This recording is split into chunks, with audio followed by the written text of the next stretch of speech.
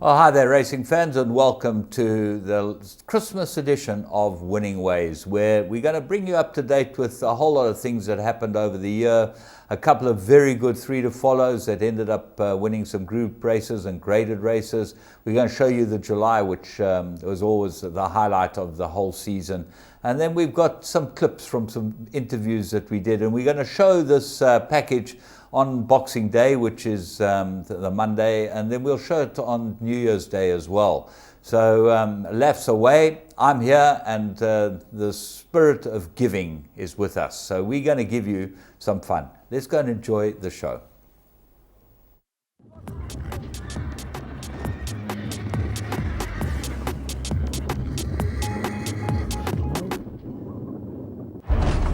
And they are off in the Travers. Is the winner. His dad, Distorted Humor, he's probably one of his best sons at stud. I'll have another, wins the Derby. I'll have another in the Preakness. Lilacs and Lace, 48-1, upset. He's just a big, strong, leggy horse.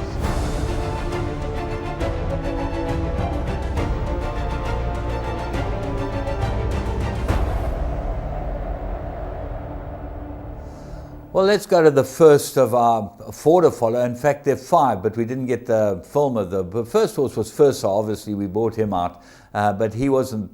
He was one of those horses we said follow, and he ended up winning and going to Dubai. But The Secret is out. Ran on the 13th of January, so really early in the year. She ran in a maiden juvenile plate. She won very easily. Listen to what we had to say about her.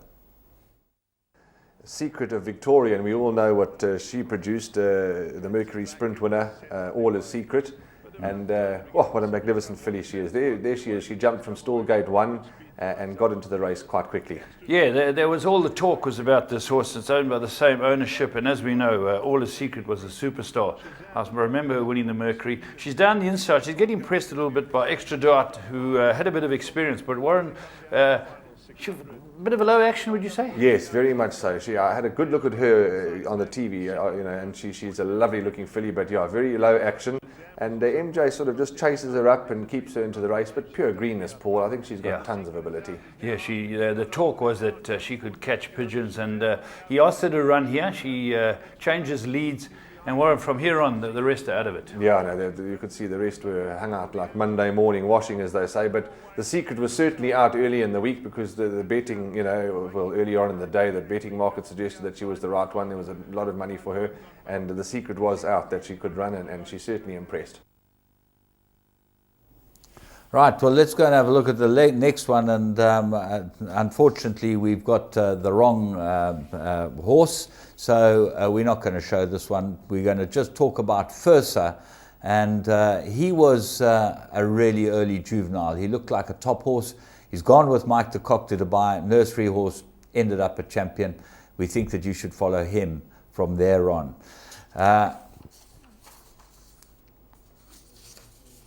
We'll go to the third one, and the third one was Sail, a maiden juvenile plate, 1,200 meters for fillies. We saw this filly run.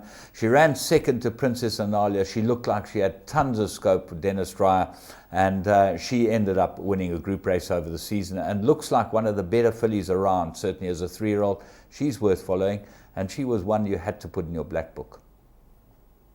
Sail, beautifully bred, Drochenstein owned and bred by philanthropist out of a Fort Wood mare. She's a really, really nice filly. She's drawn 3. She's got the light blue colours on, 3 off the left-hand side. Yeah, she's got the famous colours on. You can see. I don't think Dennis tunes his horses up to come out the gates and lead in that. You can see just drops in behind. Not really fancied in the betting. James went from 5-2 to 8-1, so they were expecting maybe it wants to go a little bit further as well. But you can see Sean Veal there just keeping interest, following the horse he has to beat. You can see the horse that's already had a run knows exactly what to do. You're only too happy to lead.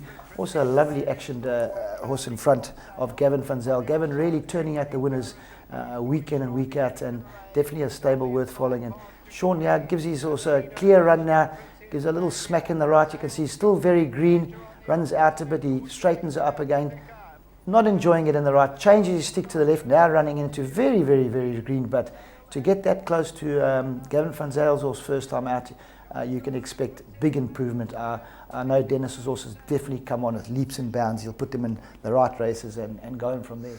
Right, well, you know what Sale did. We move on to the next one. She's a giver from the Janse van Vuren stable. First time she ran the maiden plate at the Vaal for fillies, over 1,000 meters, fillies and mares. She ended up winning a group race too, and she looked like well worth following. Let's go and pick her up in her first start.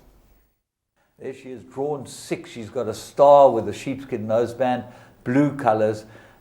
She doesn't get out that well, but the winner has got the sheepskin 5 off the left-hand side, and that absolutely scoots away from them. Yeah, that was Eternal Fire, the eventual winner, James. A very consistent form, a winner for Ian Sturgeon, Lucky Hood Larkis's horse, right up on the outside rail, as you said, and yeah, had the form to win this race and to win it well. But as you said, the horse that we've picked out, She's a Giver's, just getting a few urgings up the centre of the track to stay into contention.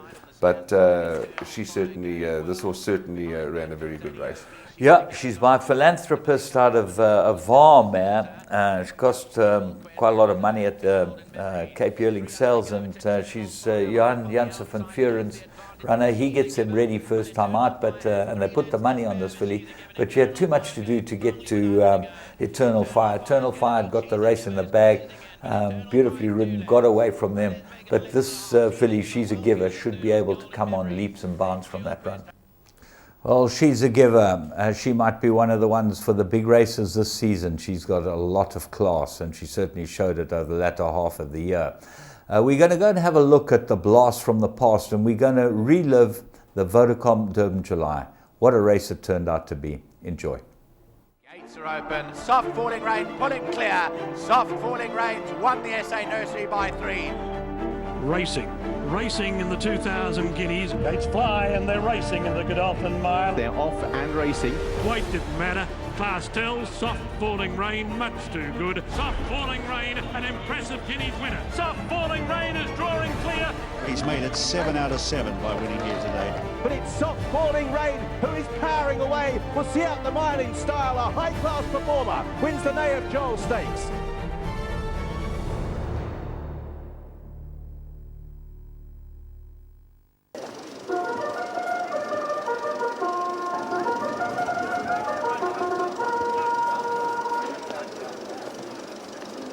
Good day, ladies and gentlemen. On behalf of Gold Circle and our valued sponsors, Vodacom, we welcome you to the 2016 Vodacom Durban July.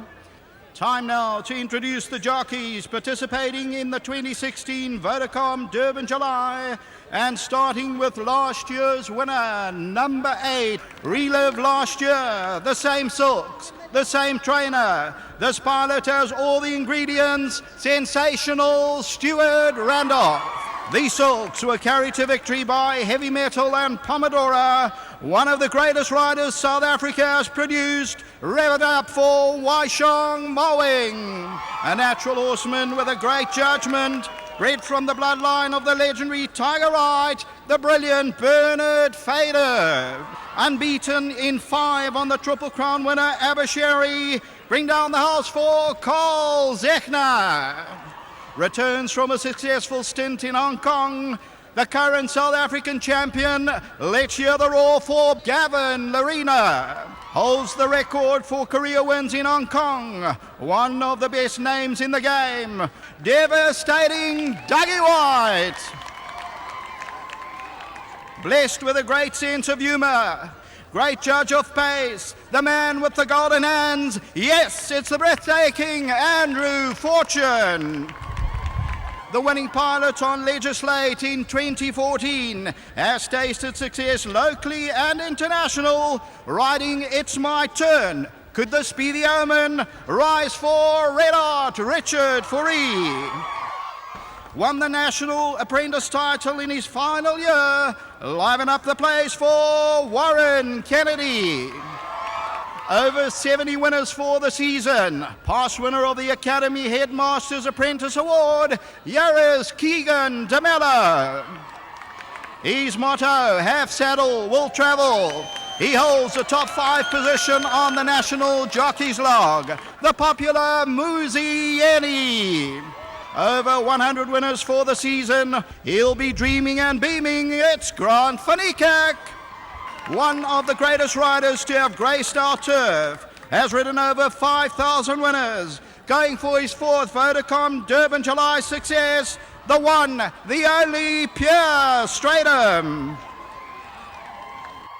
Respected and talented, and making his debut, the dynamic Lyle Hewitson.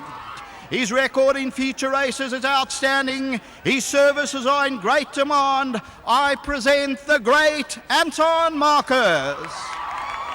He holds a top 10 national position and approaches his 100th winner for the season. Blessed with enormous talent, it's Craig Zaki. He's second on the National Jockeys Log, a multiple South African champion jockey. Let's welcome Anthony Delpesh. On the verge of regaining the South African Jockeys title, has ridden over 220 winners for the season, firmly established himself as one of the top riders in the game. In 2013 he won on heavy metal. It's Mungo Khumalo. With pride, we salute the Vodacom Durban July class of 2016.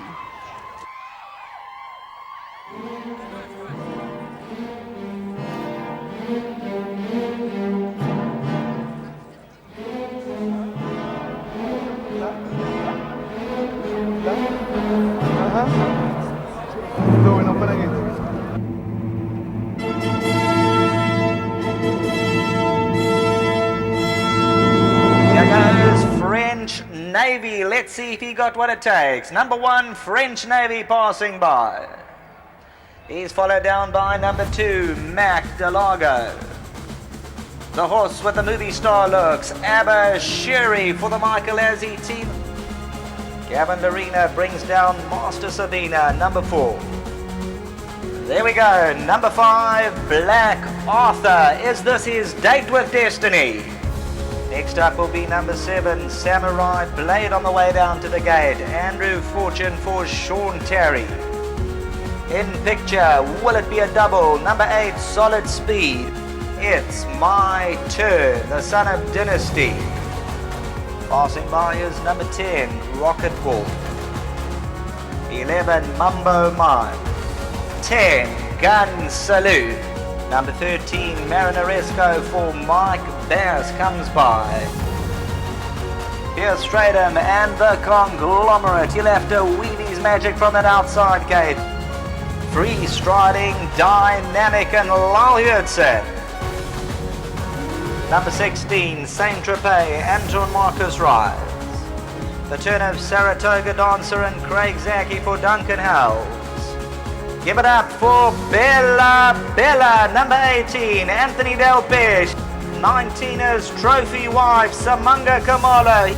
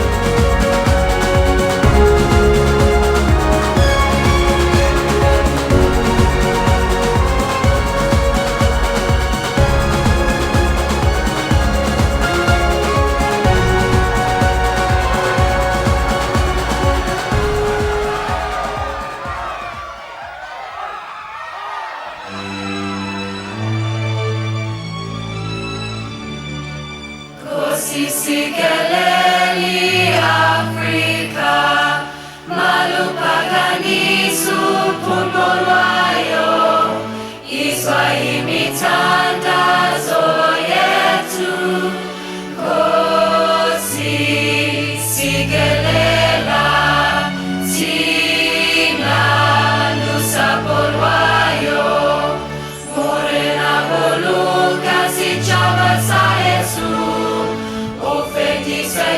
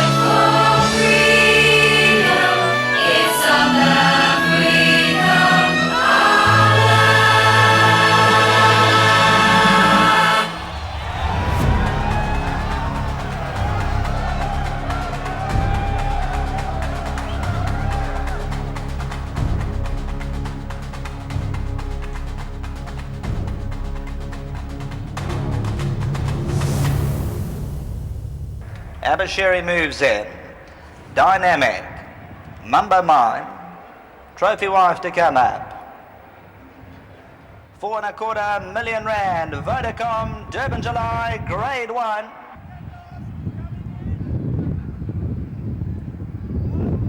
And Lakamsa. The ground is burning beneath them from the 2200 metre marker. The Greyers Bella Bella about 3.5 lengths off the first call. 10 gun salute, Dynamics right there. Red sleeves and cap, it's my turn. Abashiri's perfectly poised at the rail. Yellow Silks of Samurai Blades only 3 lengths off them. Saint Tropez around runners, Mac Delago. Bella Bella and Abashiri, they race 5 lengths off. Towards the outside, Solid Speed. Black Arthur and Dougie White are 3 around at the 1600. Rocket Ball. French Navy, second half. Then comes Mumbo Mime. Trophy Wife. Between runners, Master Sabina. They're 9-10 lengths off the tempo. Towards the back end of the field, Marinaresco and Saratoga Dancer, the trailer. Red cap of Dynamic stretching away by 2. 10 gun salutes and it's my turn, second and third. The Conglomerate moves around runners, Black Sleeves and Cap gets a perfect position. Samurai Blades at the fence. Abashiri's only 5 lengths off. Solid Speed. The Striking Grey, Bella Bella at the 1000. She's about to show her true colours. She's got 7 lengths to make up. Mac Delago's around them, Solid Speed. As for Black Arthur, he's got his 9 lengths to track down. Rocket Ball's a length away as they move to the 750 metre marker. Master Sabina, Mumbo Mine, Marinaresco and Saratoga Dancer. They stretched out 15 lengths. R4.25 million. Vodacom, Durban, July. Dynamic by 2. 10 gun salute. It's my turn. The Conglomerate, Saint Tropez, Samurai Blade. Bella Bella comes bounding towards the inside, 4 to make up. On the outside, Black Arthur. Fanned across the track at the 300, the Conglomerate, Mac Delago. Bella Bella's looking to run on. Towards the outside, Black Arthur, Abashiri. The Conglomerate sweeps into the lead. The Conglomerate, Bella Bella. Marinaresco's flying from nowhere. The Conglomerate in front and will win from Marinaresco. It's my turn, Mac Delago photos. Saratoga Dancers on the inside, but it's an absolute sweeping finish past the post in the Vodacom Durban, July. What a terrific finish. We're going to see number 14 come smashing past. His name is the Conglomerate. Pure Stratum Magic. London News trademark. That sort of stuff out here. Pomodora. Joey Ramsden for the Eusters. The Conglomerate, he overcomes the draw, and the master tactician, Pierre Stratum, has done the rest. The Conglomerate. Saratoga Dancer, Bella Bella, all given their chances to the inside. Marinaresco comes burning through on the outside for the Mike Bass team, but number 14, the Conglomerate, he wins on half a length decision. Second, Marinaresco. It's my turn, perhaps in photos. Mac Delago third. It's my turn fourth. Looks like Saratoga Dancer fifth. Bella Bella and Black Arthur. Then came 10 gun salute and Master Sabina. 300 metres to go, 5 off the right hand side. The Conglomerate came through, and you can see just hands and heels stuff here from Pierre Stratum.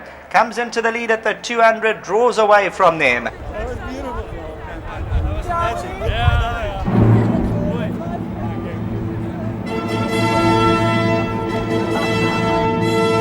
Let's hear it for striker Piers Stradham, Joey Ramsden, the conglomerate. He's come from the outside barrier. He's done it before and he's done it again.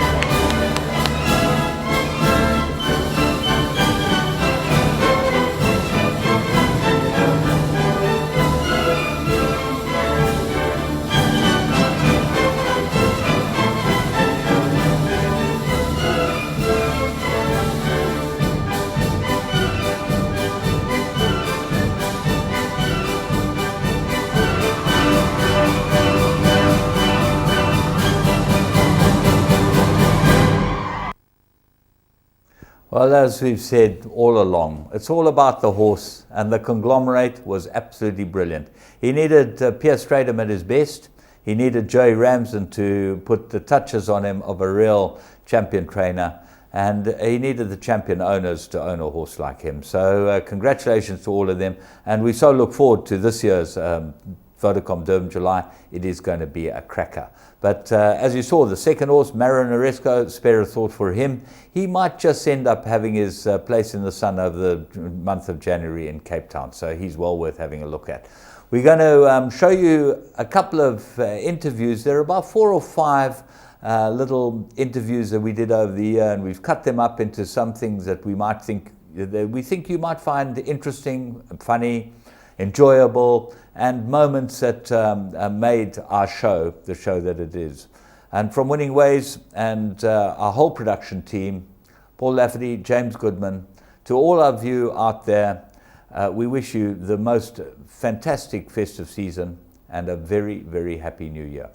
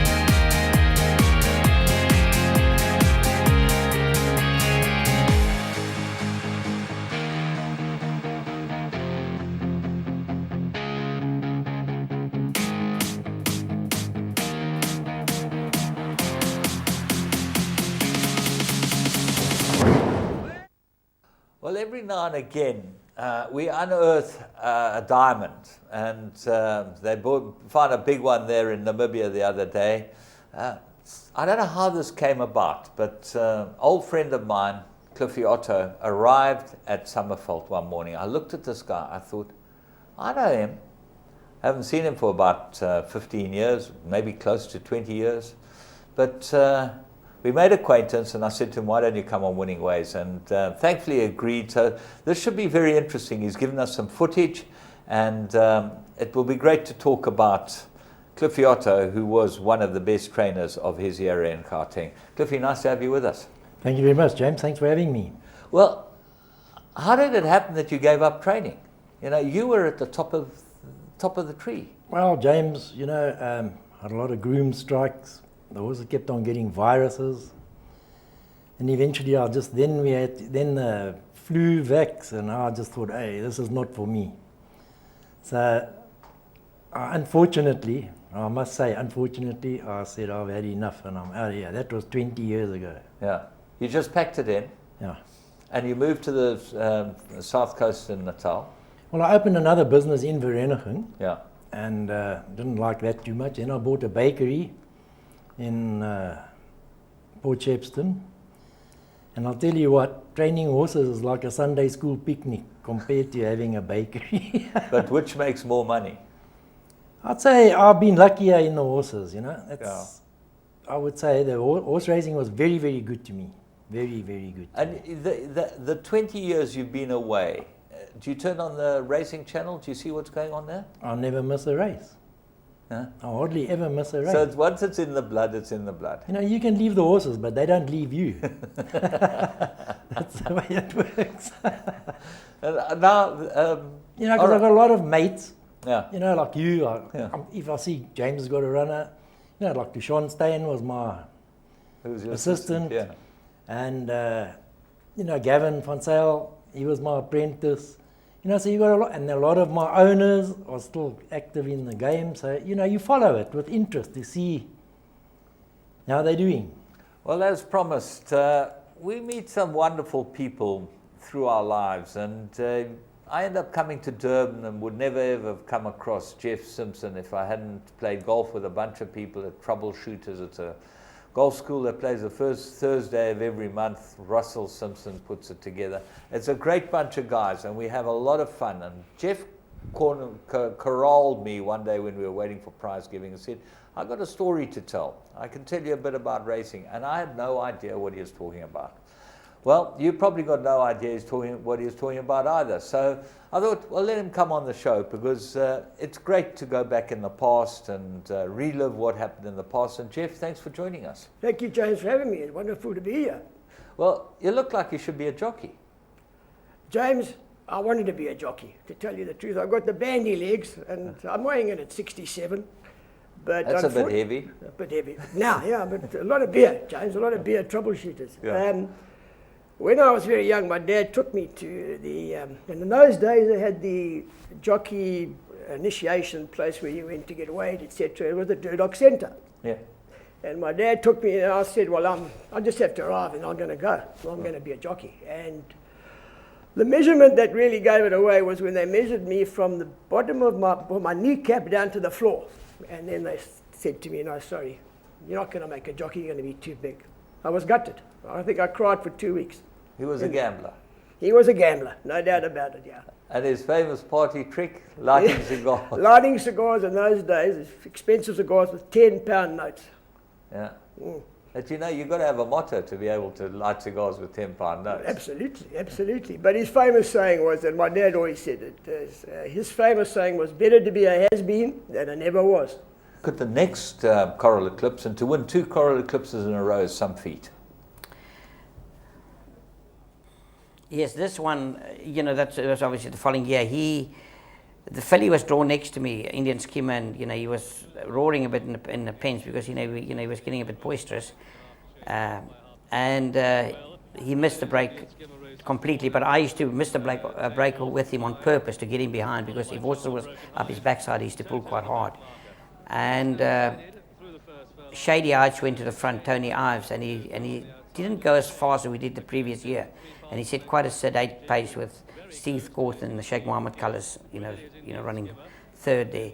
And I was last on him, but never concerned, because I knew what I had in front of me, and the horses to beat. But I must say, when you watch him come into the straight, I was cruising, and when I started to go for this, for my whip on him, he resented it, and this horse, Shady Heights, went up again on me, and then I just punched him out hands and heels, and he got up on the line. He was starting to feel coltish at this stage, so you had to ride him with kid gloves. Yes, this was at work. We used to work him, and nothing could work with this horse. But in a race, when horses are around him, he used to pull. That's why I had to miss the break on him, because that's the way we had to switch him off. Well, here he is on the right-hand side of your screen with the white flash, and you haven't even pressed the button yet, but he's got this feel stone cold. Exactly, and you got Shady Heights, you got Glitzen on the fence, a decent animal, and the grey Indian Skimmer. I mean, look at this, unbelievable. And this wasn't as good a year as the last year. I think Reference Point would have. No, Reference Point, it was a tougher nut to crack. But you can see now. You see here. I hate him looking in. You can see him. He's put his ears back. Actually, I could feel him curl up, and I put the whip down. Beaten, oh yes, and I put my whip down. I tell you what, and I punched him out, and he just fought back. Yeah, and then he went on to win the King George that year as well. So that was almost as good a win, if not a better win, than what he's just done, because it just showed that you coax that a little bit out of him. Let's go pick him up at the King George and see what it looks like. Raymond, if we can have the King George, here we go. King George, Queen Elizabeth. Tony Bin. All the top horses. The best horses. The old horses. I mean, this is like the best 1.5 mile race in Europe, really. The King George, Queen Elizabeth Stakes. I mean, there you see Willie Carson on Unforwined on the outside. He never, he nearly never ran in this race because of the ground. There was rain overnight at Ascot, and we walked the track with Sheikh Ahmed, and they were very concerned. And I said to him, I'm not worried about the ground. Yeah. And I remember Willie's comments when he went to the paddock. He said, "Oh, we'll see today if you stay." And Unforwined was obviously full brother to Nashwan. Yeah, good horse too. He's in the blue colours. He's sitting third now. The ham-down colours, and then you had the Italian champion horse Tony Bin. Yeah, and I'm last at this stage. And did you ever believe that he might not stay? No.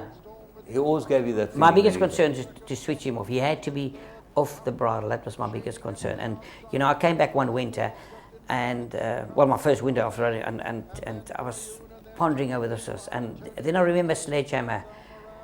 We came at the Met, and he missed the break in the Met, and Sledgehammer was very much the same. You had to switch him off straight away. If you didn't, he used to pull with you in the race. And I phoned Alex Stewart up and during the winter, and I said to him, "Alec, find a race for him where in a small field." And he said, "There's the Brigadier Gerard Stakes at Sandown. There are only about 6 or 7 runners, but it will be top horse. Will be there. Henry Cecil at the hot favourite there. Guy Howard at the second favourite. There was 5 runners." And I said, "I'm going to miss the break." I turned his head sideways in the race, and I missed it about 2-3 lengths. I mean, I picked him up the Sandown Hill. Then all of a sudden the press just came, and they realised how good this horse is. Yeah. Well, here he is last, but you're coming circling the field. Yes, well, obviously, they've gone a good clip here, and the good horses are sort of in a firing line up there with him, and I just brought him out slowly, just taking my time. And you look like the horse on your inside is getting out, and he looks like he's got the run on you, but you, in a matter of strides, you've got them cold. You see, Willie is still pumping away an Unforwined there in front. And then here we come. And this was after the Coral Eclipse, where he looked like he wanted to dog it with you. Here he really went on and did the job. Yeah. Unforwined was a very, very good horse. Very good horse. This is a top field. He won hands and heels. Well, hi there, racing fans again, and welcome to Your Call, where we got Mike de Kock in the studio, and obviously there's a lot of things to chat about. We're going to be taking a break after 15 minutes, but Mike, nice having you here, back in Durban. Thanks, James. Yeah, pleasure. Good to be here, actually. Durban's obviously always good for you. You like getting down here. Love it down here, James. Yeah, I've got a place in Umhlanga. Love the weather. Pigeons like you on the golf course that a man can chip away at, so it's all good. All rooms facing the sea. Yeah, as they say, all rooms facing the sea. But unfortunately, you find the pigeon might turn out to be a vulture. But talking about vultures, pigeons, and that, Dubai, obviously, you've got a few pigeons there as well. I hear that a couple of those Irish jockeys you've chased home. They've gone back to the paddy fields. Yeah, some of them have even suspended themselves. It's good there, James. There's a lot of boys that enjoy the golf, obviously. The thing is after you've done your work in the morning, there's not a hell of a lot to do. But this year, actually, I played a lot with the lads from Godolphin. Yeah. The vet and the assistant trainer to Said. And Derek Pope was the ex-Durban boy, as you know. He's the blacksmith, isn't he? Yes, and we all, I've got a good relationship with him, and we get on the course. We don't talk horses, we talk golf, and amongst other things, and swing the club. Very enjoyable. Some hell of a nice people out there. And there's some beautiful golf courses there too. To go and play some of those golf courses is just a dream, but they're expensive. Expensive, James, but magnificent courses. Maidan's actually got a very good 9-hole course, probably the best 9-hole course I've ever played. Yeah. And I think it's 250 or 300 dirhams a time. It's pretty good value in terms of the rest of the courses in Dubai. Getting to Dubai and your season there this year, how do you rate it as far as seasons are concerned that you've had so far? James, as far as money earnings goes, it's one of our better seasons. All in all, we had 11 winners there. It's obviously becoming tougher to win races because of the dirt. You've got to now build up a dirt string again. But certainly, I'm very happy with the way things have went. I'd like to have won the World Cup, but we finished second. But I think the horse ran out of his skin to finish second. There are probably one or two other horses better than him in the race, but he had a lot of things go his way, and he had a very good ride from Christoph. It seemed like you got lucky that they pulled off the fence and you were able to sit on the fence. So that obviously helped. Yeah, if you look at a horse like Mishwash, which Frankie rode, he sat 3 deep the whole way. He was in front of us. If he had come in on the fence, it would have been the end of us. But he chose to, and you find that a lot of the American horses, American jockeys, not that Frankie's American jockey, but those are probably his instructions. If you look at the way the jockey rides California Chrome, they just want to stay out of trouble. Stay out of the kickback A and stay out of trouble. So they don't mind giving away